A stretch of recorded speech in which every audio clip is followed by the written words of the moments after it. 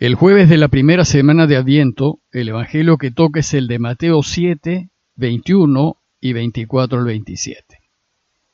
En aquel tiempo dijo Jesús a sus discípulos: No todo el que me dice Señor, Señor, entrará en el reino de los cielos, sino el que cumple la voluntad de mi Padre que está en el cielo. El que escucha estas palabras mías y las pone en práctica, se parece a aquel hombre prudente que edificó su casa sobre roca. Cayó la lluvia, se salieron los ríos, soplaron los vientos y descargaron contra la casa, pero no se hundió, porque estaba cimentada sobre roca. El que escuche estas palabras mías y no las pone en práctica, se parece a aquel hombre necio que edificó su casa sobre arena. Cayó la lluvia, se salieron los ríos, soplaron los vientos y rompieron contra la casa, y se hundió totalmente. El texto de hoy es el final del Sermón del Monte de Mateo.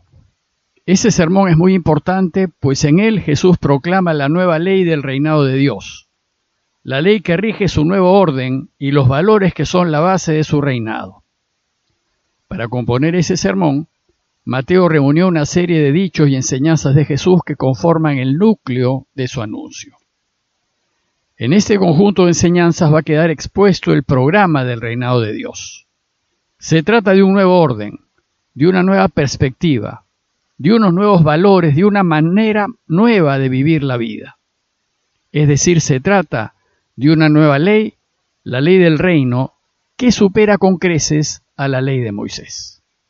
Por ejemplo, la ley del reinado de Dios no solo nos prohíbe matar, sino que nos invita a amar al enemigo. Nos enseña a no juzgar, y a que en vez de vengarnos, perdonemos. Según la ley del reino, no solo no debemos jurar en falso, sino que lo que digamos debe tener el peso de la palabra dada. De forma que si decimos sí, debe ser sí. Y si decimos no, debe ser no. En el sermón Jesús nos enseña a ser generosos y a compartir, a orar siempre, a buscar a Dios en todo lo que hagamos, a jugarnos por Él en cada decisión que tomemos y a poner toda nuestra confianza en Él. En fin, Jesús espera que quienes lo sigamos nos ajustemos a su programa y asumamos el compromiso de vida que nos anuncia en este sermón de apertura de su vida pública. Bueno, pues el texto de hoy se ubica al finalizar este largo sermón del monte, en donde queda muy claro lo que tenemos que hacer quienes deseamos seguir a Jesús. Y el texto tiene dos partes. En la primera parte, Jesús enfatiza el hacer por encima del decir. Y en la segunda parte, nos urge a vivir según lo anunciado en el monte. Veamos la primera parte en donde Jesús nos enseña que tenemos que hacer en vez de decir. En el cristianismo lo que vale es hacer, pues el hacer es un testimonio que permanece. Las palabras se las lleva el viento, en cambio el ejemplo de vida arrastra.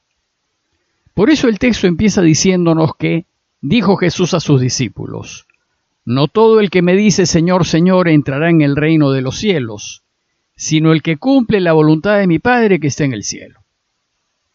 Jesús nos enseña que lo importante no es decir, ni hablar bien, ni hablar bonito, sino hacer lo que Dios quiere, es decir, cumplir su voluntad y vivir según sus deseos. Pues ser cristiano no consiste en seguir un conjunto de ritos y oraciones. El cristianismo es un compromiso de vida, es un modo de vivir que pone a Dios al centro de nuestra vida y en el primer lugar en todas las decisiones que tomemos. De modo que en todo, Dios se vuelva nuestra única referencia. Es un compromiso de vida que debe implicarnos completamente, con todo nuestro ser y todo el tiempo. Es como un lente intraocular que nos han implantado y que nos hace ver todo desde la perspectiva del reinado de Dios. Por eso Jesús es muy claro cuando dice: No todo el que me dice Señor, Señor será parte del reinado de Dios. Pues el solo rezar no nos hace cristianos. También se reza en otras religiones. Podemos estar rezando rosarios y participar de toda celebración religiosa que se organice, pero hacer solo esto no nos define como seguidores de Jesús. El discípulo de Jesús es el que hace lo que Él quiere, el que demuestra, con la manera como vive, que está poniendo en práctica sus enseñanzas. Para el cristiano verdadero, el fin es Dios y su voluntad. Las oraciones, ritos y celebraciones son solo medios, aunque ciertamente importantes, y hay que ayudarnos de estos medios, pero son solo ayudas para vivir en consecuencia. Decir pues Señor, Señor debe servirnos para reforzar nuestro modo de vivir cristianamente. Si no hace esto, es decir, si después de decir Señor, Señor, seguimos abusando de los demás, engañando, mintiendo, siendo infieles, corrompiendo y corrompiéndonos, entonces simplemente no somos de los suyos y no participaremos de su reinado. En la segunda parte del relato de hoy, Jesús insiste en la necesidad de vivir según lo que Él nos ha anunciado en el Sermón del Monte. Dice el texto: el que escucha estas palabras mías y las pone en práctica, se parece a un hombre prudente. Es decir, si lo escuchamos y ponemos en práctica lo que hemos escuchado y vivimos como Él dice que vivamos, entonces seremos como personas prudentes. La persona prudente, cuando construye su casa, lo hace sobre roca firme y pone sólidos cimientos para que sean capaces de enfrentar tormentas, terremotos e inundaciones. Y así dice el texto: cuando cayó la lluvia, se salieron los ríos, soplaron los vientos y descargaron contra la casa, pero ésta no se hundió, porque estaba cimentada sobre roca. De la misma manera, el verdadero cristiano pone a Dios como cimiento de su vida, y cuando Dios es el cimiento, toda nuestra vida florece y resiste cualquier embate. En cambio, dice el texto, que el que escuche estas palabras mías y no las pone en práctica, se parece a aquel hombre necio que edificó su casa sobre arena. No poner por obra las enseñanzas de Jesús es propio de imprudentes. Es como construir una casa sobre arena, y solo el necio y el insensato lo hace. Pues una construcción sobre arena no resiste tormentas, ni terremotos, ni inundaciones, ni siquiera fuertes vientos. Simplemente se cae y se pierde.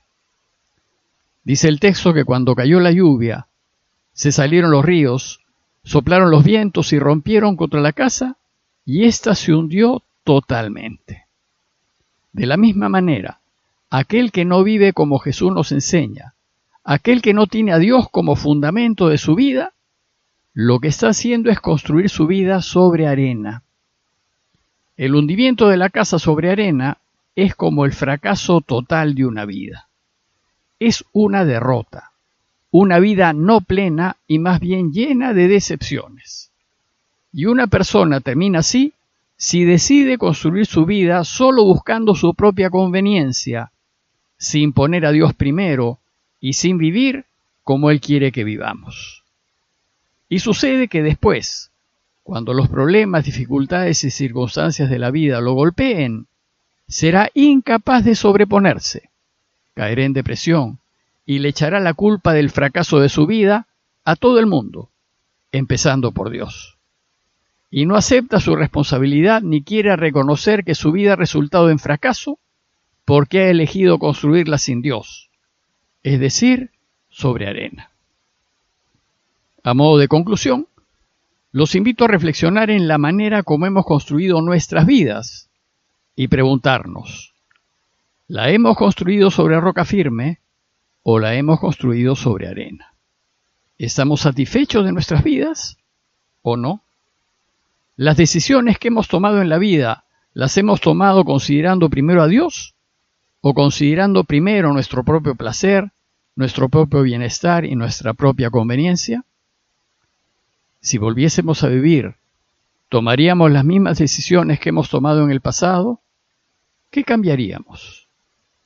Sin embargo, debemos también considerar que siempre hay tiempo de reconstruir, de reorientar, de rehacer nuestras vidas sobre roca firme.